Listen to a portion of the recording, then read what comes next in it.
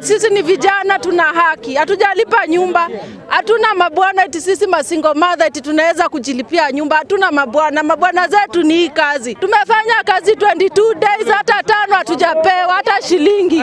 Tunashindwa, pesa yetu inaenda wapi sisi masingo mother? Hata tunaomba utusaidie kama sisi vijana. Manyumba hatujalipa bwana.